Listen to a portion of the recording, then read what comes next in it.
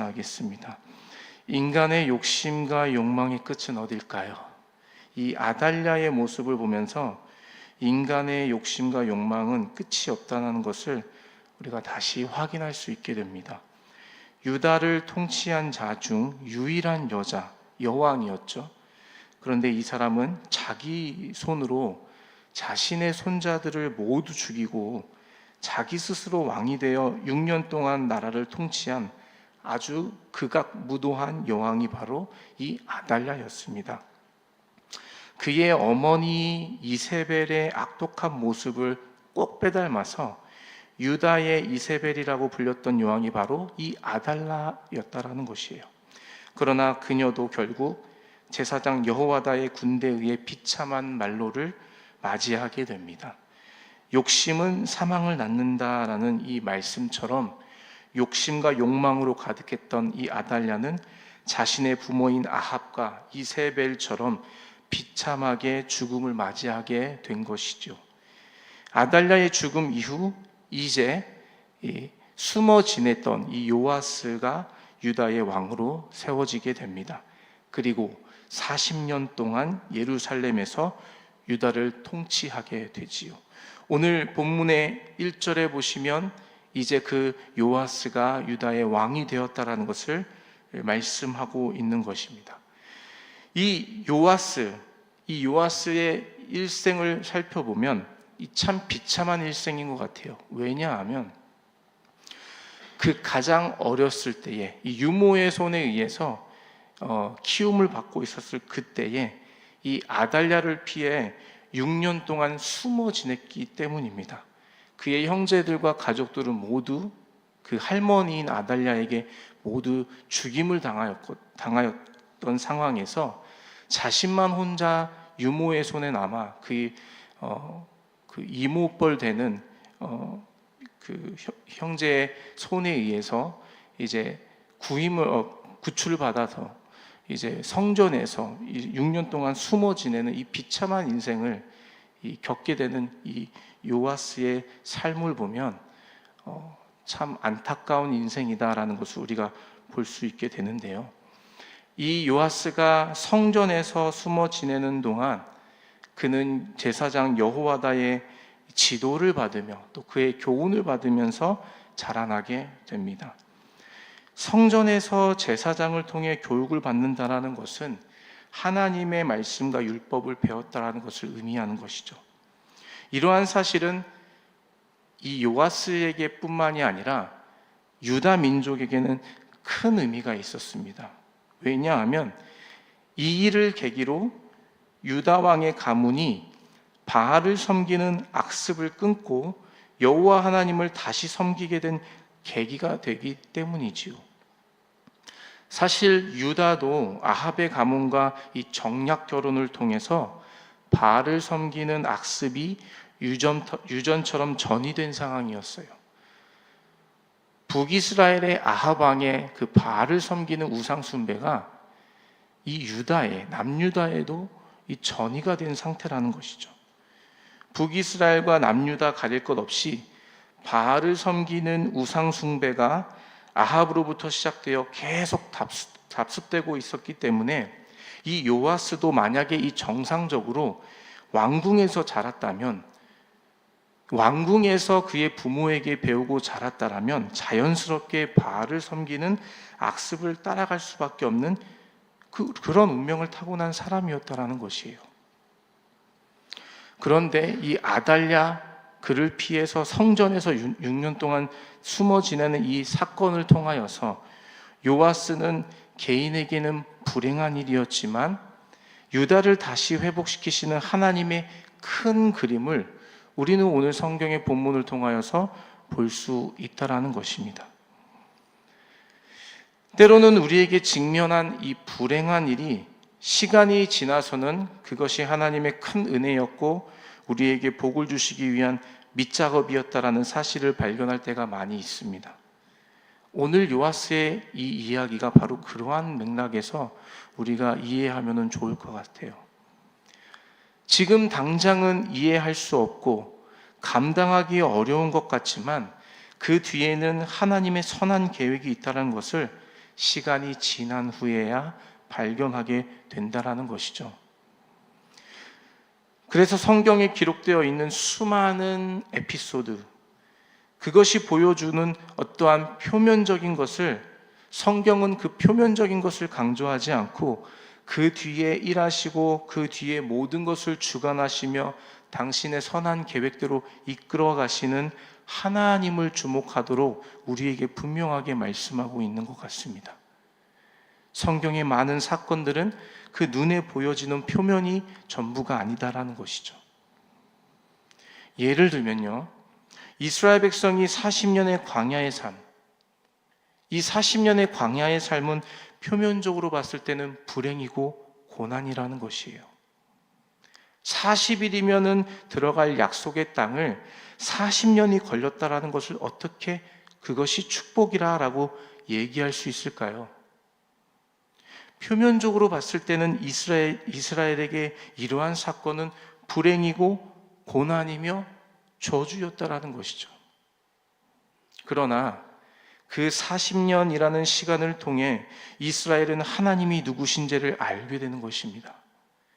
하나님을 섬기는 것이 어떤 의미인지를 그 40년의 시간을 통하여서 배우게 되는 것이죠. 광야에 40년이 없었다면 이스라엘은 약속의 땅에 들어가자마자 아마 자기 스스로 자멸하고 말았을 것이에요. 표면적으로는 불행한 일이지만 그 이면적으로는 그것이 하나님의 인도하시는 하나님의 은혜이며 축복이라는 것을 우리가 시간을 지나고 나서야 알게 된다라는 것이죠. 어려움과 불행을 맞이하는 우리의 삶의 자세가, 그래서 오늘의 이 본문의 말씀을 통하여 성경의 수많은 에피소드를 통하여 그게 표면적으로는 불행이고 저주이고 고난처럼 보이지만 그 뒤에 역사하시는 하나님을 볼 수 있는 이 영적인 눈이 고난과 어려움을 당하는 우리에게 필요하다라는 것입니다. 여러분, TV나 혹은 요즘에는 유튜브가 많이 활성화되어 있죠. TV나 유튜브에 간증하는 많은 사람들을 보면요, 공통점이 있습니다. 그것은 그들 모두 어려움과 불행을, 고난을 경험했다라는 것이에요. 어려움과 고난과 불행을 경험했고요, 그리고 그 어려움과 고난과 불행을 통해서 그들은 더 하나님을 의지하고 신뢰하게 되었다라는 것이죠. 그래서 그들은 하나같이 이렇게 고백해요. 고난이 유익이다. 고난이 축복이다. 이렇게 고백하는 거 아니겠습니까? 이것이 바로 우리의 삶에 우리가 경험하는, 우리가 흔히 말하는 어려움이라는 것을 표면적으로 봐야 되는 것이 아니라 그 뒤에 역사하시는 하나님을 봐야 된다라는 분명한 증거가 여기에 있지 않습니까, 여러분? 성경이 그렇게 얘기하고 계시고요, 수많은 믿음의 사람들의 고백과 간증이 그것을 우리에게 얘기하고 계시다라는 것이에요. 그래서 우리는 눈에 보이는 표면적인 것들로만 속단해서는 안 된다라는 것이에요.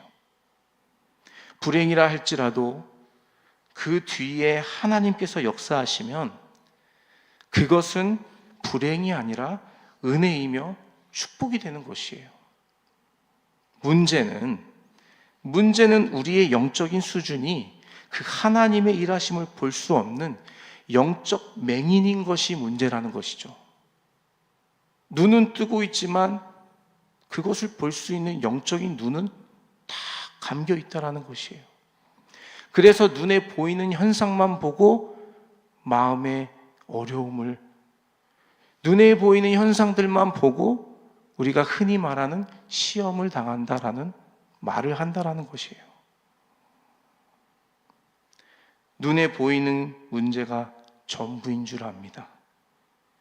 육신의 눈은 민감하고 예민하여서 어떠한 작은 충격과 변화에도 쉽게 요동하며 반응하지만 우리의 이 영적인 눈의 감각은 무뎌지고 둔해져서 그 일 뒤에 역사하시는 하나님을 의지하거나 신뢰하지 못하고 그 주님을 보지 못한다는 것이에요.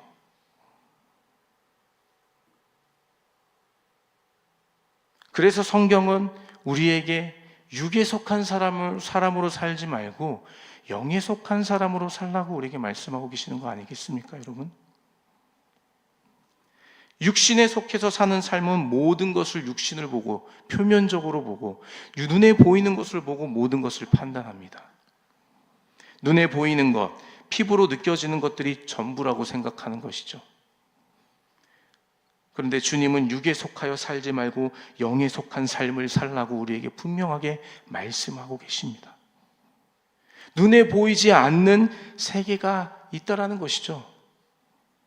눈에 보이는 것이 전부가 아니며 내가 느끼는 감각과 감정이 전부가 아니라는 것이에요. 여러분, 신앙생활을 하다 보면요, 어떤 분들은 이상한 신앙생활을 하고 계시는 걸 느낄 수가 있어요. 자기 감각과 자기 감정을 의지하면서 신앙생활을 하시는 분이 계시더라고요. 물론 때로는 하나님께서 우리의 감각과 감정들을 통하여서 역사하시고 말씀하실 때가 있지만 여러분, 우리의 마음과 감각, 여러분 온전히 100% 의지할 것이 아니라는 것이에요. 우리의 감정에 의지하여서 우리가 무엇을 판단하고 결정한다면 하나님의 말씀을 뒤로 제쳐두고 내 소견에 오른 대로 행했다라는 사사기의 말씀과 같이 살아가는 것과 다를 것이 없다라는 것이에요, 여러분. 눈에 보이는 것이 전부가 아니며 내가 느끼는 감각과 감정이 전부가 아니다라는 것입니다, 여러분. 이런 영적인 삶을 살기 위해서는 하나님을 의지하는 법을 알아야 되는 것이에요. 주님을 의지하는 법. 하나님을 의지하는 법을 알지 못하면 여전히 우리는 눈을 뜨고 있지만 그 눈은 육에 속한 눈만 뜨고 있지 영에 속한 눈은 뜨지 못하고 살아갈 수밖에 없다라는 것이에요. 아무리 내가 영적인 눈을 뜨고 싶어도 하나님을 의지하는 법을 알지 못하고 그분을 의지하며 살지 못하면 여러분, 우리의 영의 눈은 여전히 잠자고 있다는 것이죠. 하나님을 의지하는 삶을 살지 않으면 영에 속하여 살 수가 없습니다. 살고 싶어도 살 수가 없어요, 여러분. 하나님을 믿는다라는 것은 그분이 눈에 보이지 않고 그분이 느껴지지 않아도 그럼에도 불구하고 우리 하나님은 실제로 존재하시며 나와 늘 함께 하시며 나의 삶을 다스리시는 주관자라는 것을 인정하고 고백하며 그 믿음 안에 사는 것이 바로 하나님을 믿는다라는 그 의미 아니겠습니까, 여러분? 그런데 우리는 한 번도 본 적이 없는 하나님을 믿는다고 그분이 존재한다고 고백은 하면서 실상 우리의 삶은 여전히 영에 속한 삶이 아니라 육에 속한 삶을 살고 있는 이중적인 모습을 보여주고 있다는 거예요. 내 입술의 고백은 주님, 내가 주님을 믿습니다. 여러분, 주님 본 적 있으세요? 주님을 만져본 적 있으세요? 십자가에 못 박히신 예수님의 그 못자국난 손에 여러분 손가락, 도마처럼 손가락 넣어본 적 있으세요? 보지 않고 만져보지 못한 그 주님을 어떻게 실제한다고 우리가 믿음으로 고백하고 있다라면 우리의 삶도 눈에 보이는 것이 전부가 아니라 보이지 않는 영적인 세계 가운데 역사하시는 하나님이 계시다라는 것을 그런 믿음 안에 고백하며 살아야 되는데 우리는 고백은 그렇게 하면서 우리의 삶은 여전히 육에 속해 살고 있다는 것이에요. 그것이 무슨 의미냐? 하나님을 의지하지 않고 있다는 것을 보여주고 있다라고. 그것이 하나님을 내가 의지하지 않고 있다는 것을 증명하고 있다는 것 아니겠습니까, 여러분? 영에 속한 삶을 사는 사람은 우리가 직면한 고난과 불행과 어려움을 불행이라고 그렇게 결론 짓지 않는다라는 것이에요. 고난을 통한 하나님의 뜻을 겸손히 바라보며 주님 앞에 엎드리는 사람이 바로 진정으로 영에 속한 사람, 진정으로 하나님을 의지하며 살아가는 사람의 모습이라는 것이에요. 영에 속한 사람은 사람과 관계의 문제를 통해서 어려움이 생기면 그 사람을 미워하거나 그 사람을 저주하지 않아요. 왜냐하면 우리의 싸움은 혈과 육의 싸움이 아니라 공중권세 잡은 사탄 마귀와의 싸움이기 때문에 눈에 보이는 그 사람을 미워하고 저주하는 것이 아니라 그 뒤에서 악한 영으로 역사하는 사단을 기도로 대적하며 예수 그리스도의 이름으로 기도로 물리치며 그 악한 영과 대적하며 승리하는 사람이 영에 속한 사람이지, 눈에 보이는 사람과 미워하고 다투고 저주하며 원망하며 그렇게 살지 않는다라는 것이에요. 그거는 육에 속한 사람이나 그렇게 산다라는 것이죠.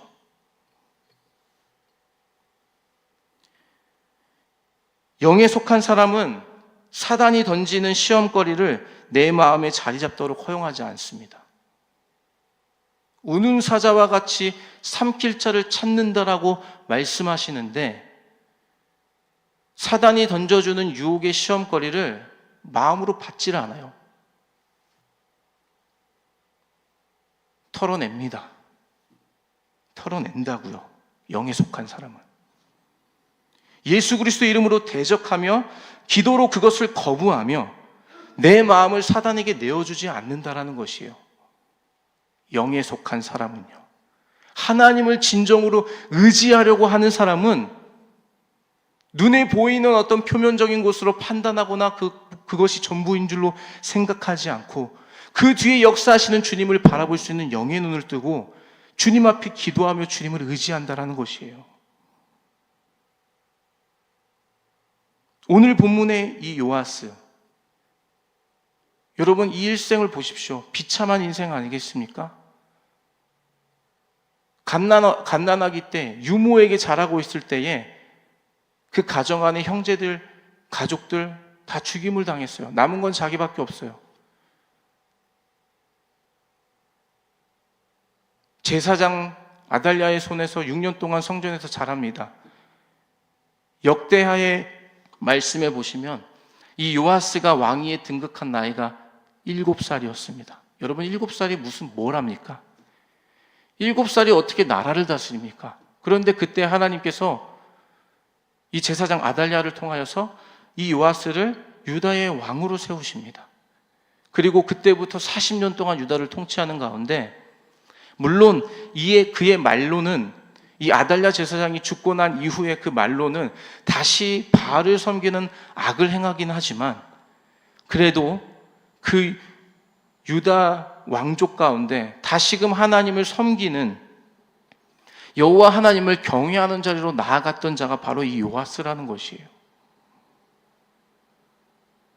6년 동안의 그 도망다니는 그 시절, 그 성전에서 제사장을 통하여서 교훈을 받고 가르침을 받았던 그 시간이 이 요아스에게는 죽음과 같은, 저주와 같은 불행일 수 있었지만, 하나님께서는 그 시간들을 통하여서 요아스에게 말씀을 가르쳐 주시고 율법을 가르쳐 주심으로 인하여서 끊어졌던 다윗 왕조의, 다윗 계보에 끊어졌던 하나님을 온전히 경외함으로부터 떠나였던 그 가문 가운데 다시금 주의 말씀을 심겨주시고 다시금 하나님을 섬기는 왕조로 기회를 주시고 있는 것을 우리는 보고 있다는 것이죠. 이러한 일련의 주의 말씀들은 우리에게 무엇을 얘기하고 계시는 것입니까? 눈에 보이는 것이 전부가 아니다. 우리가 직면한 모든 표면적인 것들이 전부가 아니다. 그 뒤에 역사하신 주님을 볼 수 있는 우리의 영안의 눈이 열려야 된다는 것을 말씀해 주시면서 우리의 삶은 하나님을 의지하는 것, 결국 우리의 인생의 답은 주님을 의지하는 것이 답이다라는 것을 우리에게 분명하게 말씀해 주고 계시다라는 것입니다. 여러분, 인생의 성공을 우리는 기대합니다. 인생의 승리를 우리는 기대합니다. 그런데 여러분, 인생의 성공과 승리, 그것을 결정하는 가장 중요한 것이 무엇입니까? 그것은 바로 하나님을 의지하는 것입니다. 나의 선한 목자 되신 주님을 의지함이 내 인생의 성공을 보장해 준다는 것이에요. 남들보다 더 많이 벌고 남들보다 더 편하게 사는 것이 인생의 성공이라고 여러분 혹시 생각하고 계시다면 여러분 우리 빨리 생각을 바로잡아야 될 줄로 믿습니다. 인생의 성공하는 인생의 삶은 하나님을 전적으로 의지하는 삶이라는 것이에요. 불행과 고난이라 할지라도 그것을 통해 하나님을 의지하는 법을 배우면 그것은 하나님의 은혜이며 축복인 줄로 믿습니다. 행복한 일이 끊이지 않고 내가 계획한 대로 일이 잘 풀려서 자기 잘난 맛에 살면서 하나님도 모르고 하나님을 경외하지 않는다면 여러분 그것처럼 불행한 일이 없다라는 것이에요. 중요한 것은 우리의 삶의 모든 일들을 통해 하나님만을 의지하는 법을 배우는 것이 인생의 성공의 유일한 길이라는 이 놀라운 진리를 우리가 깨달아야 된다라는 것입니다. 본문의 요아스는 불행을 통해 고난을 통해 하나님을 배우게 됩니다. 주의 말씀을 배우게 되고요. 주의 율법을 배움으로 인해서 하나님을 경외하는 법, 하나님을 의지하는 법을 배우게 됩니다. 물론 앞에서 말씀드렸던 것 같이 그의 말년에는 이 여호와다 제사장에 죽고 난 뒤 하나님을 잊어버리고 다시 바알을 섬기는 죄를 범하게 되기는 하지만 다시 유다의 가문에 하나님을 경외할 수 있는 기회의 문을 연 바로 요아스가 바로 이러한 왕이라는 것이죠. 이러한 요아스의 모습을 보면서 다시 또한 죄를 지음으로 하나님께 범죄하는 모습을 보면서 또한 우리는 우리 인간의 연약함을 다시 한 번 더 발견하게 되는 것이죠. 우리 인간은 내일을 보장할 수가 없어요. 오늘 내가 믿음이 괜찮다 해도 이 믿음이 내일을 보장해 줄 수 있는 것이 아니다라는 것이에요. 과거에 좋았던 믿음의 순간을 우리가 기억하며 떠올리며 그때 젖어서 살고 있다라면 여러분 우리는 어쩌면 이 요아스처럼 후에는 하나님을 떠난 삶을 살면서도 여전히 나는 예전에 하나님을 섬겼던 과거에 머물러 있는 현실과 과거를 분간하지 못하는 그런 어리석음에 빠져 살 수도 있다라는 것이에요. 이게 바로 우리 인간의 연약함이라는 것이에요. 그래서 그렇기 때문에 우리는 매일같이 하나님 앞에 자신을 죽이며 나를 부인하며 매일같이 우리에게 허락하여 주신 십자가를 지고 주를 따르려는 이 믿음의 훈련을 하지 않으면 주님을 매일같이 의지하려는 이 훈련의 삶을 살지 않으면 우리의 영적인 눈은 다시금 감기게 되고요. 오히려 육신의 눈은 더 민감해져서 눈에 보이는 것으로만, 표면적으로 보이는 것으로만 모든 것을 속단하는 오류를 범하게 된다는 것이에요. 이게 우리의 연약함입니다. 그래서 우리는 매일같이 성령을 의지하며 살아가야 됩니다. 그래서 매일같이 우리는 주님 앞에 엎드려 기도해야 되는 것이에요.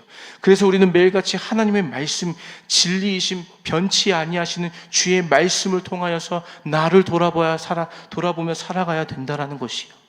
이것이 바로 영에 속한 사람의 삶이라는 것이에요. 이것이 바로 하나님을 의지하며 살아가는 진정한 삶의 모습이라는 것입니다. 그러한 이유 때문에 오늘도 이 새벽에 나와 주님 앞에 기도로 나아가는 거 아니겠습니까, 여러분? 새벽 기도 없으면은 6시 혹은 7시까지 더 잘 수 있잖아요. 제가 보니까 새벽 기도 없으면 한 6시까지 자도 몸이 아주 개운하더라고요. 한 1시간, 2시간 더 일찍 일어나는데 여러분 그 차이가 엄청난 우리의 삶에 영향을 주더라고요. 그럼에도 불구하고 우리가 왜 이렇게 일찍 나와 주님 앞에 매일같이 기도하고 엎드리며 주의 말씀 앞으로 나아가는 것입니까? 우리의 연약함이 있기 때문이에요. 기도하지 않으면 우리의 영안의 눈은 더 둔감해지고요. 기도하지 않으면 오히려 육신의 눈은 더 민감해져서 사단이 던져주는 모든 시험을 받으면서도 모르고 있는 거죠. 사단을 대적해야 되는데 대적하지 못하고 오히려 영향을 받아가지고 시험에 빠지게 되는 것이죠. 사랑하는 넘치는 교회 모든 성도 여러분, 또 방송을 통해 예배하시는 모든 분들, 오늘 이 본문의 말씀을 통해서 주님께서 우리에게 분명하게 말씀해 주고 계십니다. 하나님을 의지하는 것, 하나님을 의지하는 그 법을 배우지 못하면 우리의 영안의 눈은 오히려 닫혀지고 육신의 눈은 더 민감해져서 하나님을 볼 수 없는, 하나님의 일하심을 경험하지 못하는, 깨닫지 못하는 어리석은 삶을 살아갈 수밖에 없다라는 이 진리의 말씀 앞에 저와 여러분 오늘도 주님 앞에 철저히 엎드리심으로 하나님만 의지합니다. 주님이 나의 유일한 선한 목자 되십니다. 주님, 오늘도 내가 주님만 의지하며 살아가기를 원합니다. 성령 하나님 나를 인도하여 주시옵소서. 이렇게 믿음으로 고백하며 주님 앞으로 나아가는 저와 여러분의 복된 삶 되시기를 주님의 이름으로 축복합니다. 아멘.